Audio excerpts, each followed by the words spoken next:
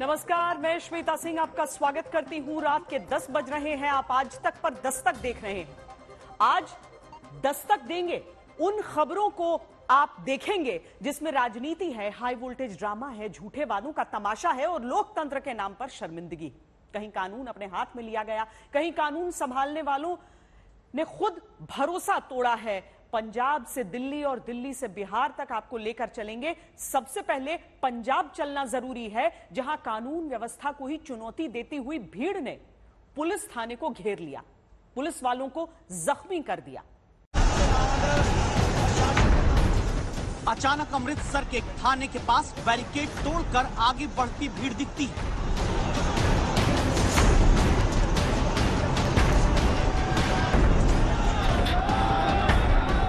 भीड़ जो खालिस्तान समर्थक नेता अमृतपाल सिंह के एक इशारे पर अजनाला थाने पर हमला करने बढ़ गई।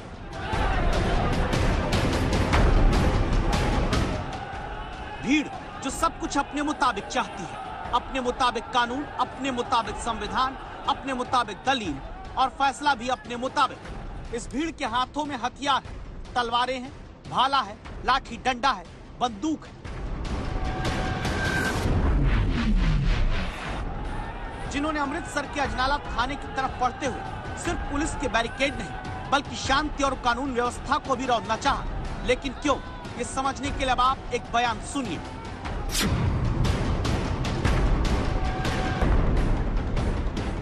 ये बंदे सिर्फ पॉलिटिकल मोटिव तो पर्चा किया है। हुण साडी इक्को ही मंग है, ਅਸੀਂ कदे भी इन्हां काम मैं उदन भी आ सकदा जिदन तैयारी की है। इन्हां ने कहा भी एक दिन का टाइम दे दिओ, मैं 4 दिन का टाइम दिता बहुत सिंह वाली स्टेज तो। इन्हां नूं लगदा सी भी असीं कुछ करन जोगे नहीं। मैं हुण वार्निंग दिना, अद्धे घंटे या घंटे दे विच परचा ना कैंसल होया, जो कुछ होऊगा ओहदा जिम्मेवार प्रशासन है। पुलिस और कानून व्यवस्था को चुनौती, नाम है अमृतपाल सिंह। पंजाब में खालिस्तान समर्थक संगठन वारिस पंजाब दे का प्रमुख। इसका पूरा परिचय जान लीजिए। जब लोग हिंदू राष्ट्र मांग सकते हैं तो हम खालिस्तान क्यों नहीं, ऐसे बयान देने वाला अमृतपाल सिंह उसी वारिस पंजाब दे संगठन का मुखिया है जिसे सड़क हादसे में जान गंवा चुके अभिनेता और एक्टिविस्ट दीप सिद्धू ने शुरू किया। बताते हैं कि 12वीं तक पढ़ाई कर चुका अमृतपाल सिंह दुबई में कारोबार करता रहा। सितंबर 2022 में भारत लौटा और 29 साल के इस नौजवान ने वारिस पंजाब दे की कमान संभाली। लेकिन पंजाब पुलिस को अब अमृतसर में अपनी ताकत दिखाने क्यों आया, जहां कट्टरपंथी नेता के समर्थकों ने पुलिस तक पर हमला किया। सिर से खून बह रहा है। ये खाकीधारी अपना कर्तव्य निभा रहा था। कर्तव्य निभाने की सजा सिर फोड़ कर दी गई।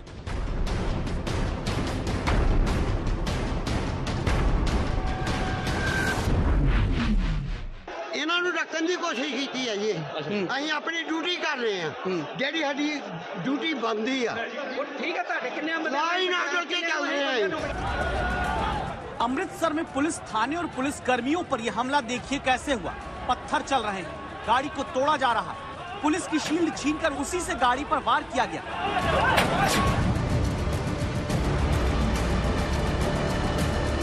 फिर थाने का घेराव करने पहुंचे अमृतपाल सिंह के समर्थकों के हाथों में हथियार देखिए, बंदूकें गिनिए।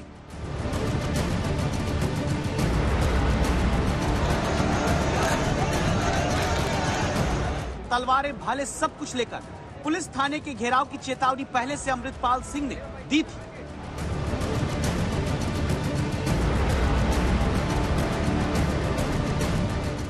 वजह जानिए। अमृतसर के अजनाला पुलिस थाने में अमृतपाल, उसके साथ ही तूफान सिंह समेत समर्थकों के खिलाफ केस दर्ज हुआ। आरोप है कि अमृतपाल के खिलाफ सोशल मीडिया पर टिप्पणी करने वाले एक युवक को अगवा करने के बाद पीटा गया। पिटाई के इसी मामले में अमृतपाल के करीबी तूफान सिंह नाम के शख्स की गिरफ्तारी हुई। गिरफ्तारी के पीछे सियासत बताकर पुलिस थाने का घेराव हुआ, हमला हुआ, पुलिस के साथ मीटिंग हुई और फिर पुलिस ने तूफान सिंह को छोड़ दिया। एक FIR हुई, उसके एवज में ये लोग इधर आए। They have given some proofs also. So अब इनसे बातचीत हुई है and asset is formed and the person who was arrested, they have given enough proofs that he is innocent. So the city is taking cognizance of that thing and ultimately जो ये लोग अब peacefully disperse हो जाएंगे and law will take its own course. अगर सबूत देखकर तूफान सिंह को छोड़ दिया तो गिरफ्तार क्यों किया था? अगर गिरफ्तार जांच के बाद किया था तो क्या अमृतपाल सिंह के घेराव से डरकर पुलिस ने छोड़ा? खालिस्तानी समर्थक अमृतपाल सिंह अचानक 1 साल में इतना सक्रिय कैसे हुआ? अमृतपाल सिंह के पीछे कौन है? इन सारे सवालों के जवाब पुलिस और जांच एजेंसियों को जरूर तलाशने जरूरी है, क्योंकि थाने में एक आरोपी को छुड़ाने के लिए हमला होना साधारण बात नहीं। मंजीत सहगल, अमृतसर, आज तक। अब दस्तक आज के उस राजनीतिक तमाशे की जिसकी बुनियाद 17 फरवरी को एक बयान से रखी गई। कांग्रेस के प्रवक्ता है पवन खेड़ा। प्रधानमंत्री के पिता के नाम को लेकर ऐसी टिप्पणी की जिसके लिए आज उन्हें माफी तक मांगनी पड़ी, क्योंकि असम की पुलिस ने विमान से रायपुर जाते पवन खेड़ा को गिरफ्तार करने के लिए उतार लिया। एयरपोर्ट पर धरने से सुप्रीम कोर्ट में सुनवाई, माफी और रिहाई तक की 6 घंटे की पूरी कहानी देखिए।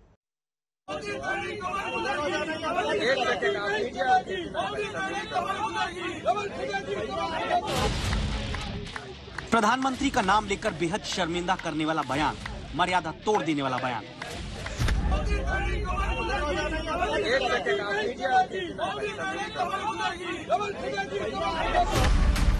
वो भी तब जबकि दिल्ली एयरपोर्ट पर गुरुवार सुबह एक विवादित बयान देने वाले पवन खेड़ा की गिरफ्तारी असम पुलिस करती है। पूरी कहानी कुछ इस प्रकार है। रायपुर में कांग्रेस अधिवेशन का शामियाना तना था। दिल्ली एयरपोर्ट से रायपुर जाते कांग्रेस नेताओं का सियासी ड्रामा ठना था। नारेबाजी प्लेन के सामने बैठकर कांग्रेस नेताओं ने की। शाम तक चली राजनीतिक रस्साकशी में सुप्रीम कोर्ट से फिर राहत की रिहाई आई। विवाद की शुरुआत 17 फरवरी को हुई। जब नरसिम्हा राव जी जेपीसी बना सकते थे, जब अटल बिहारी वाजपेयी जी जेपीसी बैठा सकते थे, तो नरेंद्र दामोदर दास मोदी को क्या प्रॉब्लम है? गौतम दास है दामोदर दास, सॉरी। ये बयान सुनने वाले हर शख्स को अंदाजा है कांग्रेस प्रवक्ता ने ये बात ना तो गलती से कही, ना उनकी जुबान फिसली। बयान देने में चेहरे की मुस्कुराहट बताती है इरादा क्या था।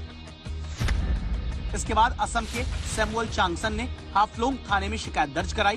पवन खेड़ा के खिलाफ आईपीसी की धारा 153A, 153B1, 500, 504, 505, 120B के तहत केस दर्ज हुआ। आईपीसी की धारा 153B यानी राष्ट्रीय एकता के खिलाफ प्रभाव डालने वाला बयान देना, लांछन लगाना, धारा 500 यानी मानहानि और धारा 504 यानी शांति भंग करने के इरादे से जानबूझकर अपमान करना। एफआईआर तो पवन खेड़ा के खिलाफ उत्तर प्रदेश की राजधानी लखनऊ में पहले दर्ज हुई, लेकिन पुलिस गिरफ्तारी के लिए तेजी से असम से आई। सुबह 11:50 पर दिल्ली एयरपोर्ट से इंडिगो की फ्लाइट में पवन खेड़ा समेत कई कांग्रेस नेता रायपुर अधिवेशन में जाने के लिए उड़ान भरने जा रहे थे। पुलिस ने कहा आप फ्लाइट से नीचे उतरिए।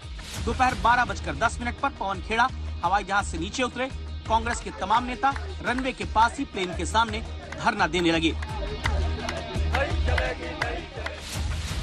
दोपहर 1:15 पर पवन खेड़ा को असम पुलिस एयरपोर्ट पर गिरफ्तार कर लेती है। इसके बाद तुरंत सुप्रीम कोर्ट में अभिषेक मनु सिंघवी पवन खेड़ा की गिरफ्तारी का मुद्दा उठाते हैं। 3 दलील रखते हैं। पहली ये कि खेड़ा की जुबान फिसली, जानबूझकर बयान नहीं दिया, माफी मांग चुके हैं। दूसरी दलील ये कि एक बयान के खिलाफ असंगत धाराओं का केस दर्ज हुआ। तीसरी दलील ये दी गई कि खेड़ा के खिलाफ दर्ज तमाम एफआईआर को एक साथ क्लब किया जाए। सिंघवी की दलील पर सरकारी वकील ने जमानत का विरोध किया। कोर्ट में बयान का वीडियो सुनाया गया। दोनों तरफ की दलील सुनने के बाद कोर्ट ने मंगलवार तक गिरफ्तारी पर रोक लगाते हुए स्थानीय कोर्ट से अंतरिम जमानत पर खेड़ा को रिहा करने का ऑर्डर दिया। सोमवार को फिर सुनवाई होगी। कोर्ट ने विवादित बयान को लेकर पवन खेड़ा को चेतावनी भी दी। मोदी सरकार के प्रयत्नों के बावजूद न्यायपालिका हमारे लोकतंत्र के लिए अभी भी एक ज्योति बनी हुई है। टाइगर जिंदा है, सुप्रीम कोर्ट जिंदा है। पवन खेड़ा की गिरफ्तारी से रिहाई के फैसले और रिहा हो जाने के बीच कुल जमा 6 घंटे लगे। दस्तक देती अब एक बात, जिस असम में महिलाओं से अपराध की दर सबसे ज्यादा है, वहां की पुलिस 24 घंटे में पवन खेड़ा को गिरफ्तार करने दिल्ली पहुंच गई। और जिस देश की अदालतों में 5 करोड़ केस पेंडिंग है, वहां कांग्रेस प्रवक्ता पवन खेड़ा कोर्ट में 1 घंटे के भीतर अंतरिम जमानत पा गए।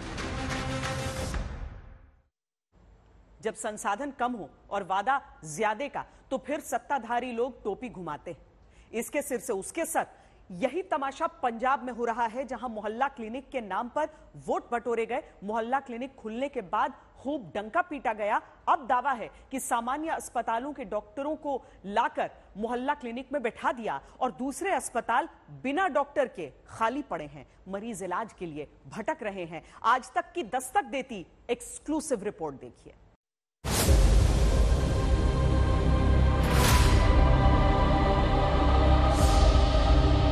दसो जेडे अस्पताल से तुसी आए हो, डॉक्टर दे दवाइयां मिल रही हैं कि नहीं?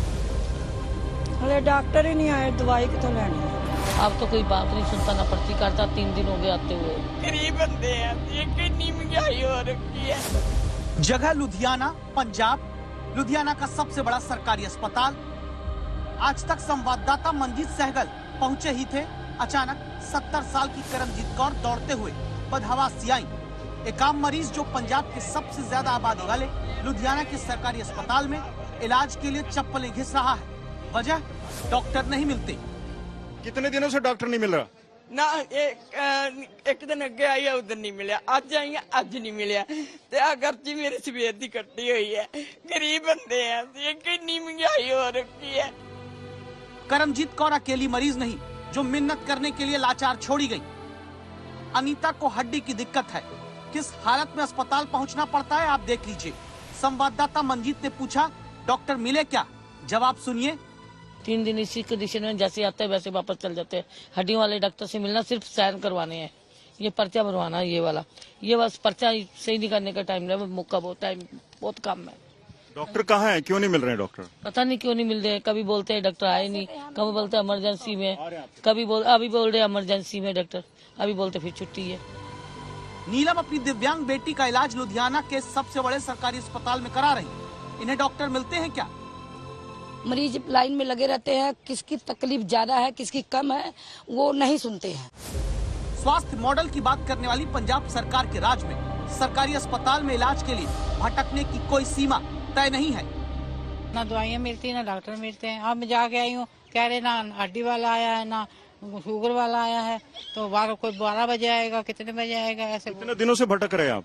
मेरे को 15 दिन हो गए आते हैं। संभव है कि आपको लगे कि मरीज इतने सारे आते हैं, सबको इलाज नहीं मिला होगा तो अपनी शिकायत सुना रहे हैं। क्या यही सच है?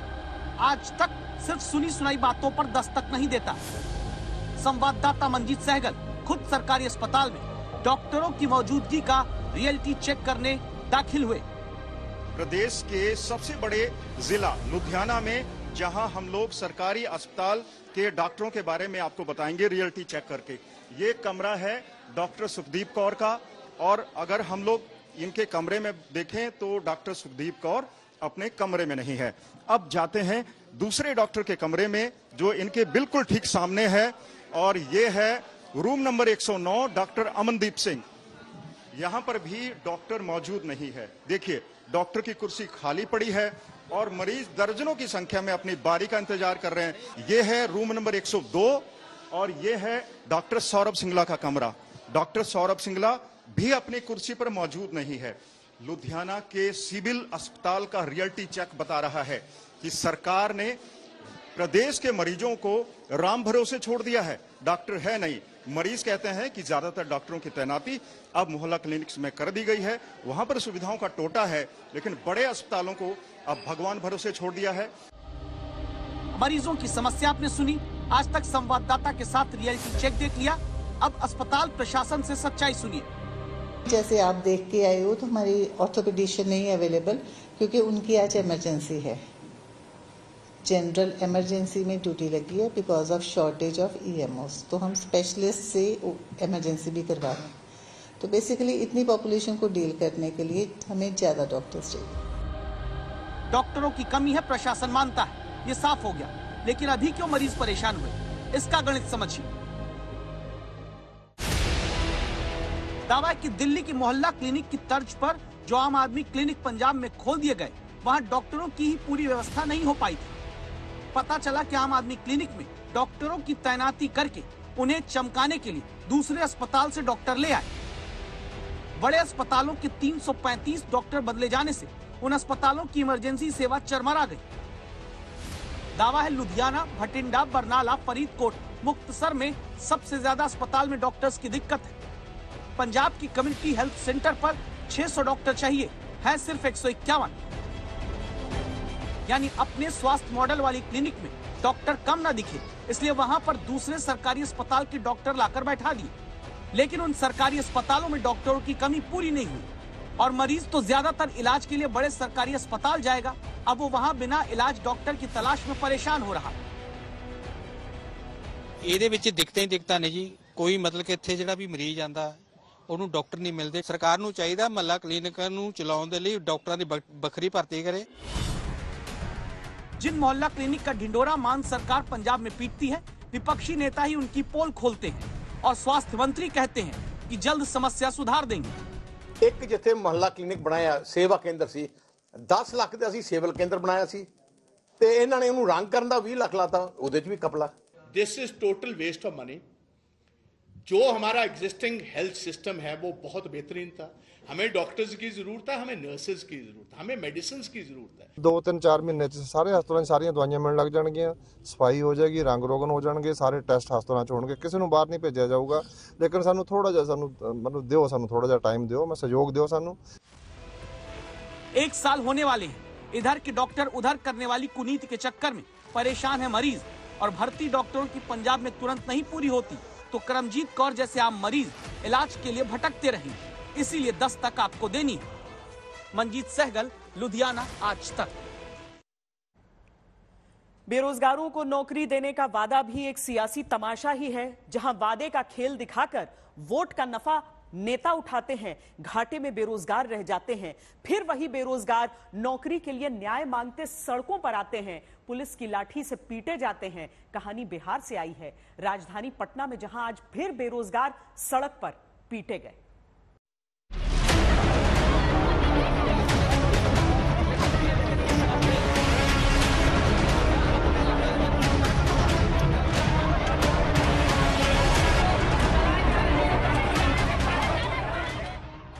जिस बिहार में रोज सिर्फ ये सियासी तमाशा चल रहा कि मुख्यमंत्री तेजस्वी कब बनेंगे, कैसे बनेंगे, बनेंगे या नहीं बनेंगे, वहां ये जरूर तय है कि नौकरी मांगने पर हर बार बेरोजगार पिटेंगे।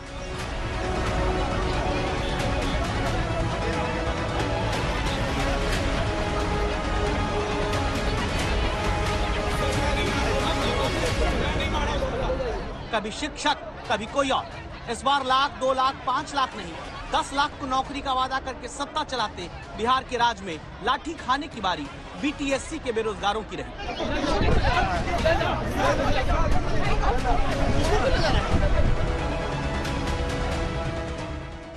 बीटीएससी यानी बिहार टेक्निकल सर्विस कमीशन, जिसमें जूनियर इंजीनियर की भर्ती परीक्षा के 4 साल बाद भी परिणाम का इंतजार हो रहा।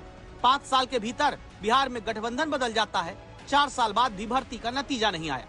परेशान बेरोजगार धरना प्रदर्शन करने के लिए पटना की सड़क पर निकले तो लाठी खाए। संशोधन के नाम पे वापस ले लिया गया, रिजल्ट दिया नहीं गया और बल्कि अब कैंसिल करने का बात हो रहा है। तो आप 5 साल 4 साल बर्बाद कर दिए हम लोगों का। आपको नहीं देना था तो आप आयोग की तरफ से ये नोटिस क्यों निकाला गया कि अक्टूबर के अंतिम सप्ताह में रिजल्ट प्रकाशित कर देंगे, जनवरी में हो जाएगा, दिसंबर में हो जाएगा। अब हमारा नियुक्ति पत्र बंटने वाला था ज्ञान भवन में। इस बीच में सरकार के जो आईएएस हैं, जो खेल खेलना चाहते हैं, जो सीटों को बेचना चाहते हैं, उनकी सेंधमारी इसमें लग पा रही है।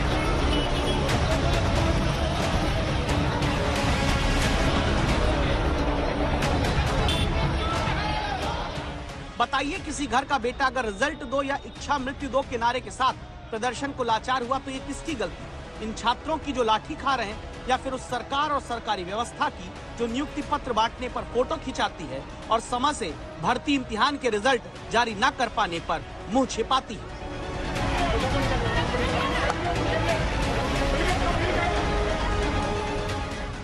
रोहित सिंह, पटना, आज तक। दिल्ली एमसीडी में कल शाम से आज सुबह तक जो तमाशा हुआ वो देश को शर्मसार करने वाला है। लोकतंत्र पर धब्बा है, कलंक है, तमाचा है। दिल्ली के पार्षद स्टैंडिंग कमेटी के चुनाव में सारी सीमाएं लांघ गए। आम आदमी पार्टी और बीजेपी पार्षदों में आधी रात मारपीट हुई। दोनों पक्षों की तरफ से जमकर बोतल, कुर्सियां फेंकी गई।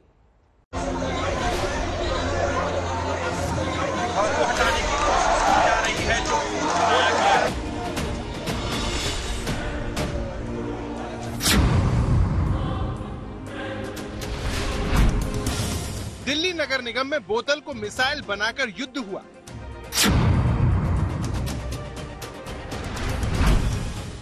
दिल्ली नगर निगम में माननीयों के बीच मल्ल युद्ध हुआ।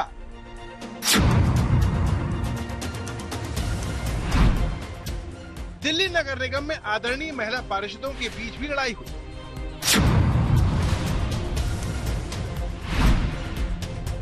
एमसीडी में पोडियम, माइक और बैलेट बॉक्स सब तोड़कर नया इतिहास रचा गया।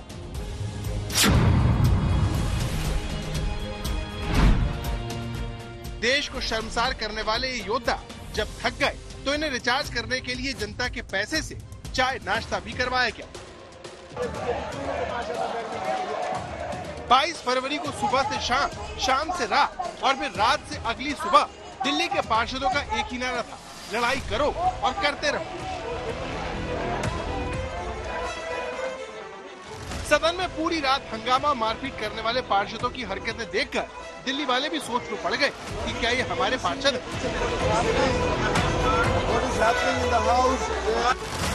गली मोहल्ले में भी लोग इससे बेहतर लड़ते होंगे, लेकिन दिल्ली नगर निगम में बीजेपी और आम आदमी पार्टी के पार्षदों ने बोतल, बैलेट, झूठा सेब एक दूसरे पर फेंककर शर्मिंदगी का ऐसा कीर्तिमान बनाया है जो कलंक की तरह दिल्ली एमसीडी से जुड़ा रहेगा।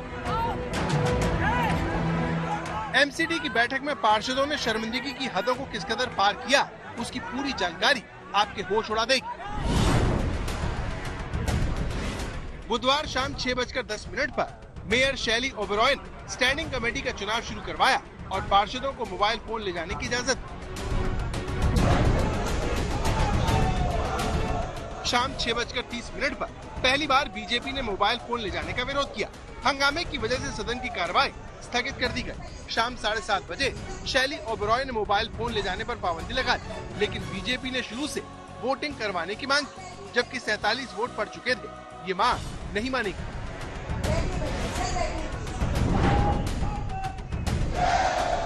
इसके बाद रात 8 बजे बीजेपी के पार्षदों ने जय श्री राम, भारत माता की जय के नारे लगाए और फिर रघुपति राघव राजा राम का गीत गाना शुरू कर दिया। वहीं आम आदमी पार्टी के पार्षदों ने जवाब के तौर पर बीजेपी हाय हाय के नारे लगा। इसके बाद सदन की कार्रवाई बार बार स्थगित होती रही, लेकिन वोटिंग शुरू न हो सकी। देखिए, house is adjourn for 15 minutes again. 15 minute के लिए बैठक स्थगित की जाती है। रात 10:45 पर एक बार फिर सदन की कार्रवाई शुरू हुई तो हंगामा जारी रहा। इस बीच मेयर शैली ओबेरॉय ने आरोप लगाया कि उन पर हमला हुआ। इस दौरान आम आदमी पार्टी ने फैसला किया कि उनके पार्षद वोटिंग पूरी होने तक सदन में डटे रहेंगे। आधी रात को आम आदमी पार्टी ने प्रेस कॉन्फ्रेंस की। उन्होंने गीत गाकर विरोध भी जताया।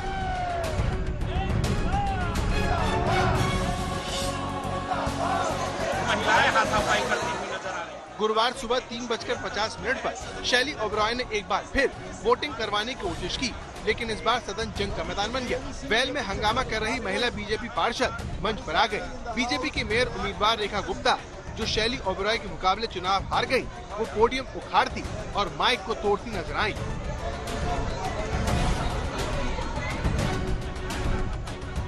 बीजेपी महिला पार्षदों के रवैयों को देखते हुए शैली ओबेरॉय ने कार्रवाई स्थगित की और अपनी सुरक्षा के लिए वहां से निकल गए। बीजेपी और आम आदमी पार्टी की महिला पार्षदों के बीच यहां पर जमकर फाइट हुई। इसी दौरान पुरुष पार्षदों के बीच हाथापाई और मारपीट हुई। आज तक को एमसीडी सदन के अंदर का एक वीडियो मिला, जिसमें आम आदमी पार्टी के पार्षद देवेंद्र बीजेपी पार्षद प्रमोद गुप्ता को थप्पड़ मारते दिख रहे हैं।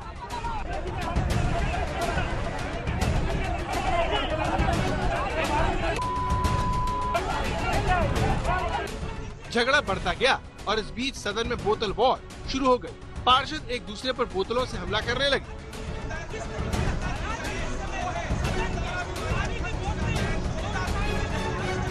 यहाँ पे तो वॉर चालू हो गई है बोतलों की। मेरे लग गई हाथ में। भाग रहे हैं, ये सेब भी मार रहे हैं। ये देखिए, सेब भी मार रहे हैं, सब कुछ मार रहे हैं। जो मिल रहा है उनको देखिए क्या कर रहे हैं, क्या बदतमीजी हो रही है यहाँ पे।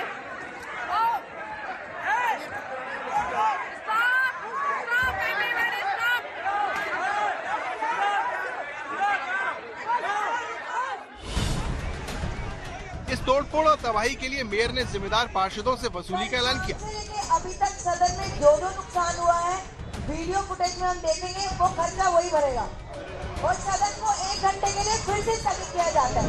Video footage. इसके बाद सुबह 5:05 पर वोटिंग एक बार फिर शुरू हुई। तो देखिए बीजेपी के पार्षद अमित नागपाल ने क्या किया। अमित नागपाल ने बैलेट पेपर फाड़ा तो वेल में खड़े बीजेपी पार्षदों ने ताली बजाकर उनका हौसला बढ़ाया। इस दौरान हंगामा हद से ज्यादा बढ़ गया। मौका पाकर अमित नागपाल ने पूरा का पूरा बैलेट बॉक्स ही फेंक दिया।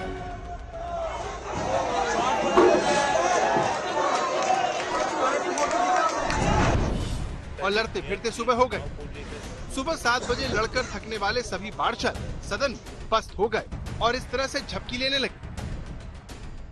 हंगामा जो शाम 6 बजे शुरू हुआ था वो अब तकरीबन 14 घंटे हो गए और 14 घंटे की बाद की अगर हम आपको यहाँ पे स्थिति अगर आपको दिखाएं तो आप ये देखिए कई सारे आपको यहाँ पर जो पार्षद हैं वो आपको सोते हुए नजर आएंगे, लेटे हुए नजर आएंगे। कुछ लोग टेबल पे ही सर रख के सो गए हैं, कुछ लोग पूरी तरीके से सो गए हैं। पार्षदों के लिए सदन में ही नाश्ते का इंतजाम किया गया। नाश्ता करने के बाद पार्षद फिर से रिचार्ज हो गए। एक बार फिर सदन में नारेबाजी शुरू हो गई। आखिरकार शैली ओबरॉय ने सदन की कार्रवाई शुक्रवार सुबह तक के लिए स्थगित कर दी। कुमार कुणाल, पंकज जैन और हिमांशु मिश्रा के साथ अमित भारद्वाज, दिल्ली, आज तक।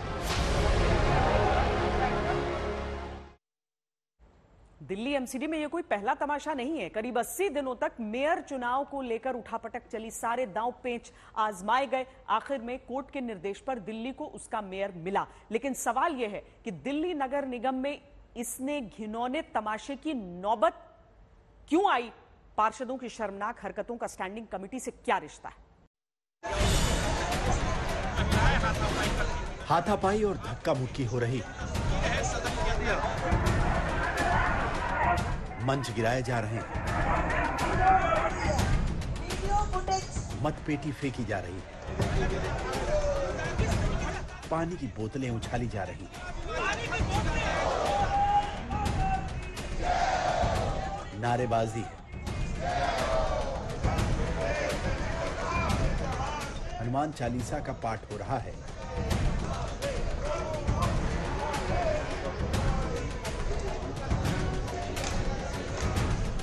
और फिर थक कर कुछ पार्षद खर्राटे ले रहे हैं। इस बीच दिल्ली की नवनिर्वाचित मेयर शैली ओबरॉय की गूंजती ये आवाज, जो आप बार-बार कह रहे हैं पहले दोबारा से शुरू किया जाए री इलेक्शन, मुझे कोई लीगल रीजन नजर नहीं आ रहा उसमें, तो इसीलिए हम वहीं से वोटिंग स्टार्ट करेंगे। दिल्ली का एमसीडी सदन कल शाम से पूरी रात बीजेपी और आम आदमी पार्टी के पार्षदों के बीच शक्ति प्रदर्शन का अखाड़ा बना रहा। सवाल है क्यों? पहले झगड़े की शुरुआत कैसे हुई ये जानने। एमसीडी सदन में ये बवाल नई मेयर के एक फैसले को लेकर हुआ। स्टैंडिंग कमेटी का चुनाव शुरू हुआ तो पहले उन्होंने मोबाइल ले जाने की मंजूरी दे दी, फिर रोक लगाई। तब तक कुछ पार्षद वोट दे चुके थे। इस पर बीजेपी ने मांग कर दी कि पुरानी व्यवस्था में जो वोट डल चुके हैं उन्हें निरस्त कर नए सिरे से वोटिंग कराई जाए, लेकिन मेयर नहीं मानी। आम आदमी पार्टी ने मेयर का चुनाव जीता, डिप्टी मेयर का चुनाव जीता, लेकिन ये जीत स्टैंडिंग कमेटी में बहुमत के बगैर अधूरी है। क्यों, ये भी बताएंगे, लेकिन उससे पहले आप नेताओं का ये अंदाज देखिए। रुके न जो, झुके न जो, दबे न जो, मिटे न जो, हम वो इंकलाब है, जुल्म का जवाब है, हर शहीद हर गरीब का हम ही तो ख्वाब है। रुके न जो, झुके न जो। ये मोर्चाबंदी क्यों, ये सियासी चढ़ाई क्यों, ये लड़ाई क्यों? क्योंकि आपको स्टैंडिंग कमेटी में बहुमत चाहिए। स्टैंडिंग कमेटी एमसीडी की सबसे ताकतवर कमेटी है। तमाम वित्तीय प्रशासनिक फैसले इसी कमेटी में होते हैं। स्टैंडिंग कमेटी की सहमति के बाद ही प्रस्ताव सदन में आता है। मेयर चुनाव आम आदमी पार्टी के लिए जितना आसान था, स्थायी समिति का चुनाव उतना ही मुश्किल है। मुश्किल ये है कि इन चुनावों में एल्डरमैन को जोन की समितियों में वोटिंग का अधिकार होता है, यानी वहां पर मामला फंसा हुआ है। इसीलिए सदन से चुने जाने वाले 6 सदस्यों में अगर कम से कम 4 आम आदमी पार्टी नहीं जीतती है फिर स्थायी समिति पर कब्जा करना उसके लिए मुश्किल होगा। आप जानती है कि बिल पास कराना है, योजनाएं पारित कराना है, बजट चाहिए, तो स्टैंडिंग कमेटी में दबदबा बनाना होगा। इसीलिए एड़ी चोटी का जोर लगा रही है। ये जिस प्रकार से सर्वोच्च न्यायालय के आदेश के बावजूद आज भारतीय जनता पार्टी के पार्षदों ने खुलेआम हमारी महिला मेयर के साथ मारपीट करने की कोशिश की, सदन के अंदर पूरा हंगामा किया, मारपीट की, गुंडागर्दी की, ये इस बात को दिखाता है कि ना ये लोकतंत्र मानते हैं, संविधान मानते हैं, ना तो सर्वोच्च न्यायालय को मानते हैं। भारतीय जनता पार्टी सिर्फ गुंडागर्दी को मानती है, तानाशाही को मानती है। उसके बाद सदन में जो मारपीट का मामला है उसकी भी पूरी जांच होनी चाहिए, क्योंकि उसका सबसे बड़ा कारण क्या है कि जिस तरह से केजरीवाल जी के इशारे पर उनके एक मेंबर देवेंद्र कुमार ने भारतीय जनता पार्टी के सदस्य को चाटा मारा और जानबूझकर माहौल खराब करने के लिए वहां पर, जिससे कि विवाद हो। आप जोर आजमाइश तो कर रही है, लेकिन स्टैंडिंग कमेटी का हिसाब किताब फिट नहीं बैठ रहा। स्टैंडिंग कमेटी में कुल 18 सदस्य होते हैं। कल 6 सदस्यों के सीधे चुनाव होने थे, 12 सदस्यों के चुनाव जोन में होने हैं। जोन वाली सीट पर मनोनीत सदस्य भी मतदान करेंगे। आंकड़े बता रहे हैं कि फाइनल नतीजा बीजेपी के पक्ष में 10-8 का हो सकता है। आपकी कोशिश है कि स्कोर को कम से कम 9-9 किया जाए। अगर वो चाहते थे कि मोबाइल फोन का बैन लगाया जाए तो चुनाव शुरू होने से पहले इस मुद्दे को उठाते। जब 45-47 वोट डल गए हैं उसके बाद मुद्दा उठाने का क्या लॉजिक है? साफ साफ दिख रहा था कि वो चाह रहे थे कि चुनावों को टाला जाए और सदन को स्थगित। रेखा गुप्ता जी ने पोडियम की तोड़फोड़ करी, माइक की तोड़फोड़ करी, जो बिल्कुल शोभा नहीं देता। सीनियर आप पार्षद हो, साथ में अमित जो है उन्होंने बैलेट बॉक्स को फेंका, कब्जे में करने की कोशिश की, साथ में बैलेट बॉक्स का जो बैलेट पेपर का जो बुकलेट है उसको फाड़ा, तो ये सब असंवैधानिक है, सदन का अपमान है। तो हम इस पर कल की बैठक जब होगी तो हम इस पर विचार करेंगे। जो भी निर्णय आए उसका स्वागत होना चाहिए, गाली गलौज नहीं होनी चाहिए। हम आपको गुंडे लग रहे हैं, ये हमारे हंसराज हंसी ये गुंडे लग रहे हैं। भारतीय जनता पार्टी का हर कार्यकर्ता लोकतंत्र में विश्वास रखता है। चुनाव लड़ना सबका अधिकार है। हमने प्रत्याशी रखा, हमने वोट मांगा, इसमें क्या गुंडागर्दी? एमसीडी पर पूर्ण वर्चस्व की कोशिश में ही मर्यादाएं तोड़ी जा रही है। कुमार कुणाल, दिल्ली, आज तक।